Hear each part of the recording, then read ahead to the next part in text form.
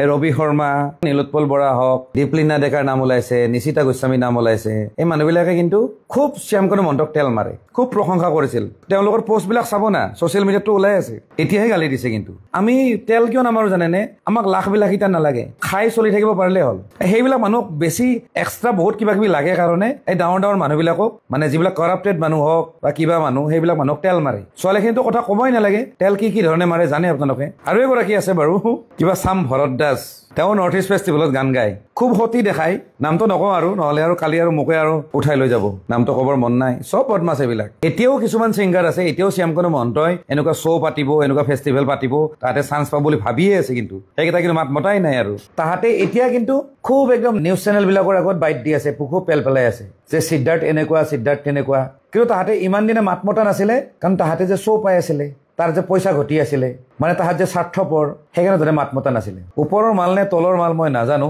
কিন্তু মাল হয় বুলি জানো। আৰু এইবিলাক আমি মাল বুলি ভাবিব লাগিব, কাৰণ মানুহ হিচাপে আমি সিমান সখিনি সন্মান দিব নোৱাৰো। বাকী কেইজনৰ ওপৰত যি ধৰণে CID-য়ে ব্যৱস্থা লৈছে, মই ভাবো প্ৰণৱ বৰদলৈৰ ওপৰতো তেনেকুৱা ধৰণৰ ব্যৱস্থা লোৱাটো উচিত বা ল'ব নিশ্চয়। যোন দোষী নহয় সি শাস্তি পাবই, ফাঁচি নহয় জেল খাব কেইদিনমান। আৰু বাইচান্স যদি কিবাকে যদি বাচিও যায়, মানে ধৰক বেইল হ'লে বা কিবা হ'লে এনেকৈ যদি বাচিও যায় নহয়, তাতে কিন্তু ক'ত মৰে ঠিক নাই, পাব্লিকে মাৰি পেলাব কিন্তু একদম চিয়'ৰ। আৰু নহ'লেতো ভগৱান আছে, আল্লাহ আছে, ব্যৱস্থা কিন্তু ল'ব। কিন্তু মই আগতো কৈ আহিছোঁ, এই ইয়াতখনত যিখিনি মানুহ প্ৰেজেণ্ট আছিলে গোটেই মানুহ কিন্তু দোষী হয়। অমৃত প্ৰভা মহন্তই হেনো এই যে ভিডিঅ'বিলাক আমি দেখি আছোঁ, তেওঁ হেনো ৰেকৰ্ড কৰিছিলে আৰু এটা এটাকে তেওঁ দি আছিলে। মানে তাইও কম নহয়, মানে ওপৰৰ মাল নে তলৰ মাল মই নাজানো, কিন্তু মাল হয় বুলি জানো। আৰু এইবিলাক আমি মাল বুলি ভাবিব লাগিব, কাৰণ মানুহ হিচাপে আমি সিমান সখিনি সন্মান দিব নোৱাৰোঁ। কাৰণ ভিডিঅ'বিলাক তাই যেতিয়া লিক কৰি আছিলে নহয় এটা এটাকে, তাই কেতিয়াবাতে একচুৱেলি আহি ক'ব লাগিছিলে যে মই ভিডিঅ'খিনি ৰেকৰ্ড কৰিছিলোঁ, এনেকুৱা এনেকুৱা ঘটনা হৈছে আৰু গোটেইবিলাক ভিডিঅ' মোৰ মোবাইলত ৰেকৰ্ড হৈছিলে। তাই এগৰাকী যদি সৎ যদি মানে মানুহ হয়, সৎ যদি এগৰাকী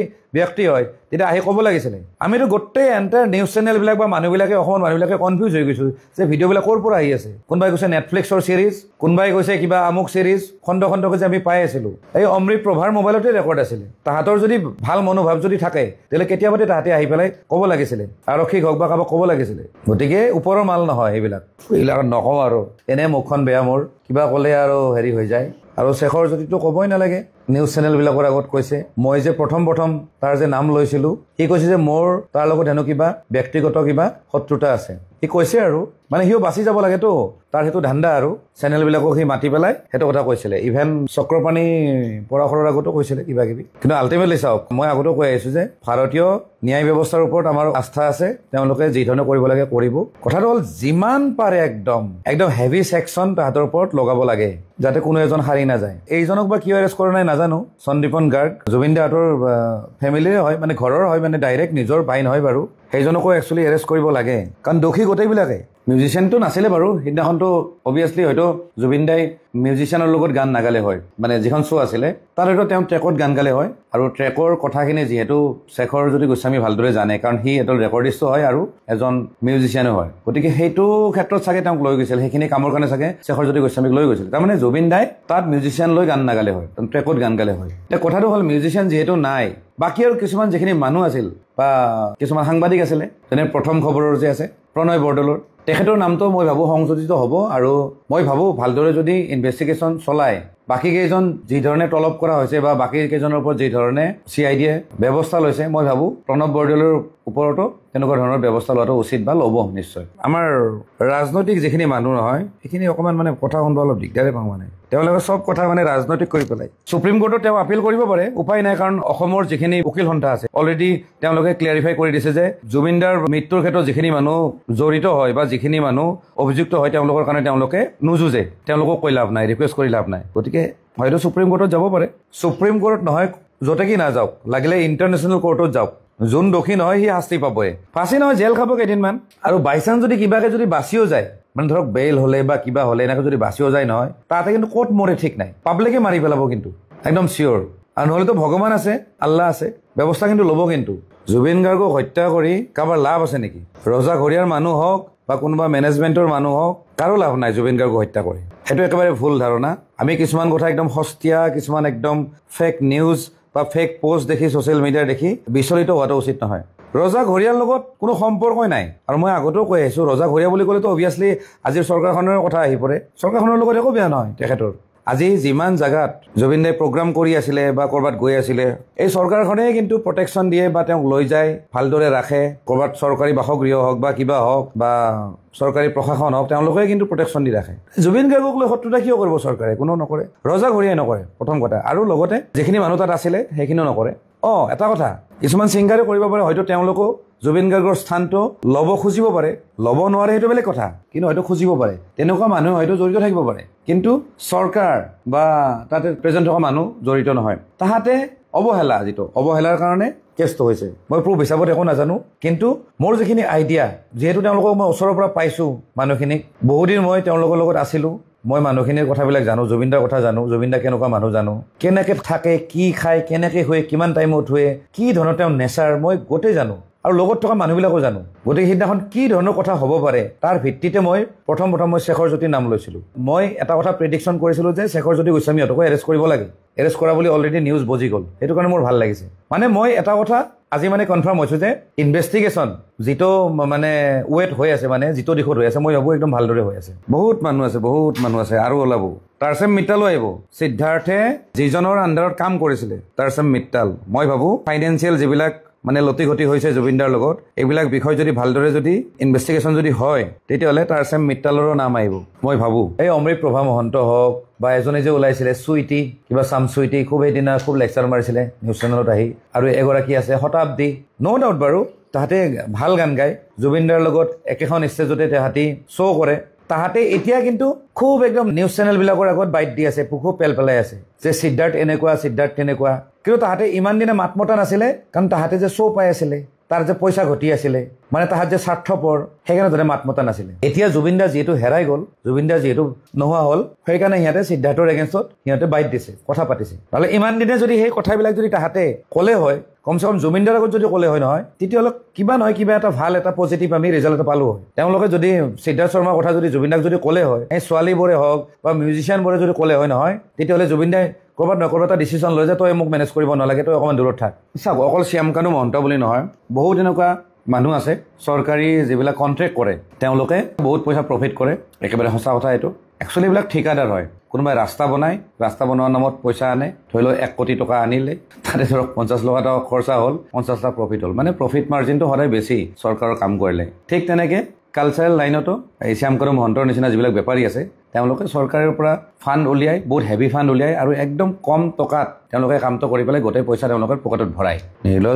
নিৰ্লজ্জ হয় কাৰণেতো মোবাইলত ছোৱালীৰ আগত লেংটা হয় এইবিলাক মানুহ আৰু কি আৰু মোৰ হাঁহি উঠে যে মই আজিলৈ যিখিনি মানুহক মানে সমালোচনা কৰিছোঁ বেয়া বুলি কৈছোঁ এইবিলাক সঁচাই বেয়া আজি শেখৰ হাতৰ নিচিনা মানুহবিলাক আগতে মই বেয়া বুলি কৈছোঁ এইবিলাক বেয়াই শ্যামকানু মহন্তক আগতে মই বেয়া বুলি কৈছোঁ এইবিলাক বেয়াই এই আমাৰ যিখিনি ছিংগাৰখিনি আছে ছিংগাৰ বা এক্টৰবিলাক যে আছে এই ৰবি শৰ্মা যিমান আছে আৰু এই ছিংগাৰবিলাক নীলোৎপল বৰা হওক বা যিমান যিবোৰ আছে এই দীপলিনা ডেকাৰ নাম ওলাইছে নিশিতা গোস্বামীৰ নাম ওলাইছে এই মানুহবিলাকে কিন্তু খুব শ্যামকানু মহন্তক তেল মাৰে খুব প্ৰশংসা কৰিছিল তেওঁলোকৰ পোষ্টবিলাক চাব না ছ'চিয়েল মিডিয়াতটো ওলাই আছে এতিয়াহে গালি দিছে কিন্তু আমি কিন্তু আগতে গালি দিম এবাৰতে গালি দিম ভাল পাই বেয়া পাই মতলব নাই দৰকাৰো নাই আমাক কাৰণ আমি তেল কিয় নামাৰো জানেনে আমাক লাখবিলাকিতা নালাগে থাকিলে হ'ল কৰবাত খাই চলি থাকিব পাৰিলে হ'ল সেইবিলাক মানুহক বেছি এক্সট্ৰা বহুত কিবা কিবি লাগে কাৰণে এই ডাঙৰ মানুহবিলাকক মানে যিবিলাক কৰাপ্টেড মানুহ হওক বা কিবা মানুহ সেইবিলাক মানুহক তেল মাৰে ছোৱালীখিনিতো কথা ক'বই নালাগে তেল কি ধৰণে মাৰে জানে আপোনালোকে আৰু এগৰাকী আছে বাৰু কিবা চাম ভৰত দাস তেওঁ নৰ্থ ইষ্ট ফেষ্টিভেলত গান গায়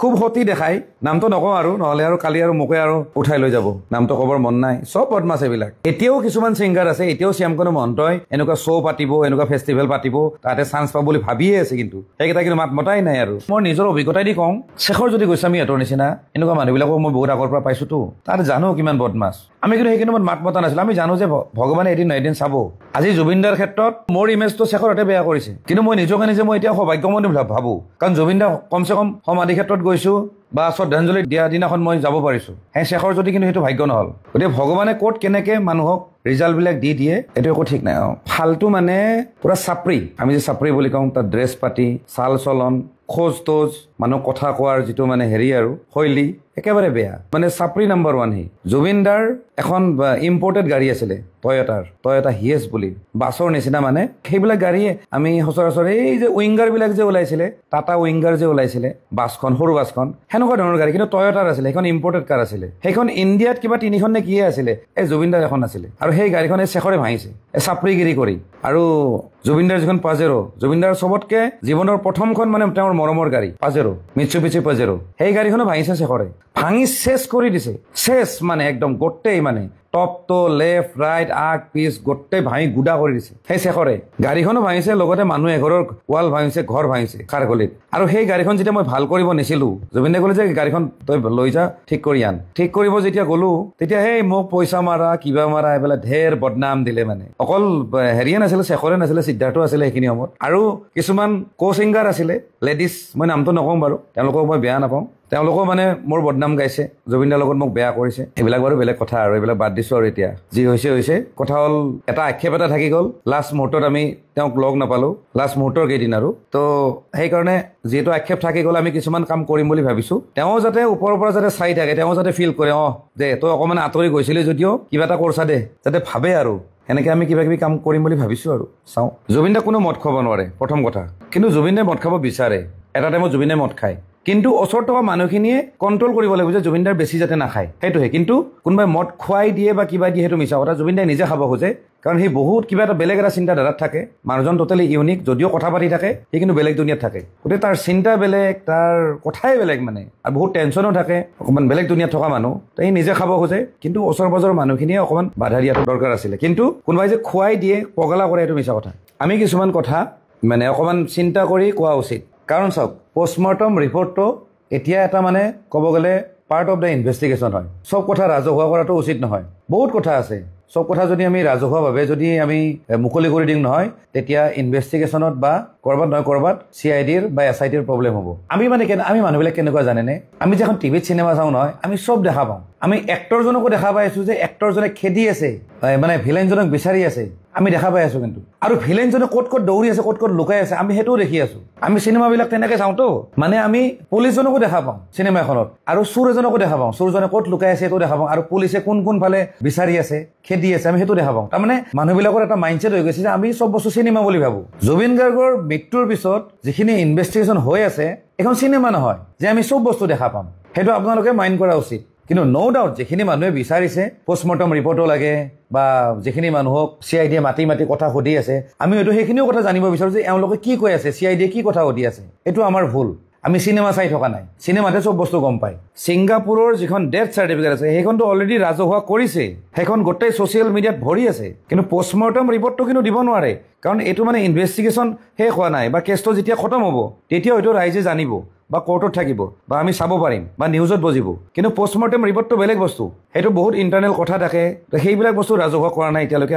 আৰু যিখন ডেথ চাৰ্টিফিকেট যিখন আছিলে সেইখন পোষ্টমৰ্টম ৰিপৰ্টৰ ওপৰত ভিত্তি কৰি পেলাই বনাই কিনে তেওঁলোকে ছিংগাপুৰ গভৰ্ণমেণ্টে ইছ্যু কৰিছিলে আৰু সেইখন অলৰেডি আমি দেখিছোঁ অকল আদানীয়ে নহয় ভাৰতৰ এতিয়া যিমানবিলাক মানে ডাঙৰ মানুহ আছে বিজনেছমেনেই হওক বা পলিটিচিয়ানেই হওক বা কোনোবা আৰ্টিষ্টেই হওক চবেই কিন্তু গম পাই গৈছে যে জুবিন গাৰ্গৰ ভেলুটো কিমান আছিলে বা জুবিন গাৰ্গ এজন কি আছিলে তো সেই হিচাপত আদানী আহিছে আৰু যিহেতু আদানীও ইয়াত কাম কৰি আছে অসমৰ লগত জড়িত যিহেতু কাৰণ অসমখনৰ লগত কিবা কিবি তেওঁ কাম কৰি আছে যেনে এয়াৰপৰ্টখন আদানীয়ে বনাই আছে আদানীয়ে লিজত লৈছে তো ব্যৱসায় ঠিক এতিয়া নহয় বুলি ক'ব লাগিব অসমত অহাটো একো ডাঙৰ কথা নহয় আৰু অভিয়াছলি আহিব লাগিছিল তেওঁ একচুৱেলি আহিব লাগিছিল কাৰণ অসমৰ ক'ব গ'লে সৰ্বোত্তম সম্পদটো যিহেতু অসমবাসীয়ে হেৰুৱাইছে গতিকে সেইটো ক্ষেত্ৰত তেওঁ যে আহিছে একো বেয়া কথা নহয় কাৰণ আদানীয়ে যে বেপাৰ কৰিছে অসমত এইটো একো মিছা কথা নহয় সঁচা কথা এয়াৰপৰ্টখনৰ পৰাতো বেপাৰেই হ'ব তেওঁলোকৰ যে এয়াৰপৰ্টখন যে আছাম কোম্পানী যে তেওঁলোক যে লিজত যে দিলে যে চলাব যে দিছে যে অভিয়াছলি তেওঁলোকে বিজনেছ কৰিব আৰু যিহেতু